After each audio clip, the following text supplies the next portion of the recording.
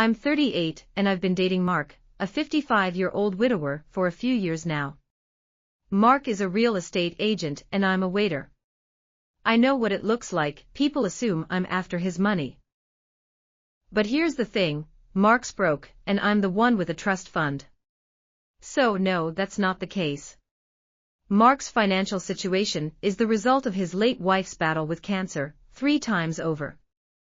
He maxed out 6 credit cards, took out a second mortgage, cashed in his retirement, and did everything he could to pay for her treatments and ensure she could see both of their daughters get married.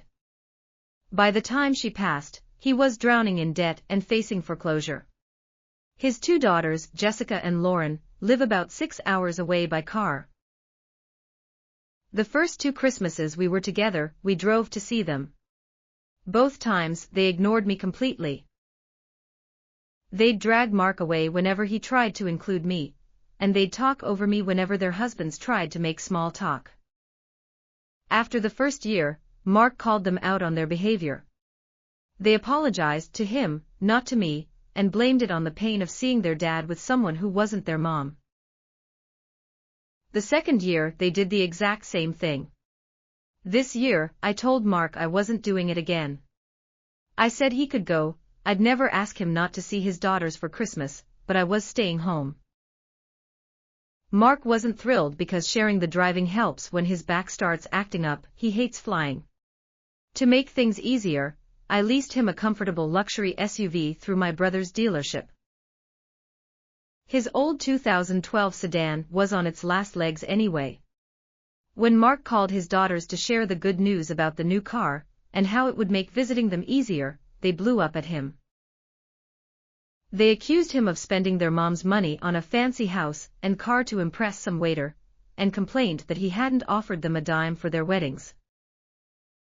During the argument, it came out that they had no idea about the financial sacrifices Mark had made.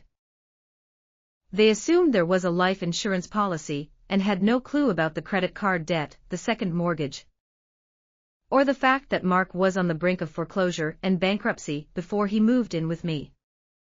They also didn't realize that the house is mine, that Mark pays no bills except the water bill, he takes a lot of showers, and that we split groceries.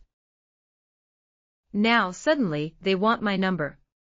They're sorry, I felt lonely at Christmas, and want to come visit us next summer, conveniently when the beach near my house is at its best. They even want to stay with us. I told Mark absolutely not to giving out my number. I'll be polite if they visit, but we're not going to be friends. If they'd bothered to talk to me for even 2 seconds, they'd have realized I'm not some gold digger. I'm not shy about admitting that the only reason I'm financially comfortable is because I didn't blow my trust fund on a crippling gambling addiction like my cousin Alex did. Mark thinks I'm being too harsh. He says they would have warmed up to me eventually, and knowing how generous I've been with him just sped up the process. But I don't care about eventually. They had their chance to be decent human beings, and instead, they chose to be catty and judgmental based on their own incorrect assumptions. Did I overreact here? What do you think?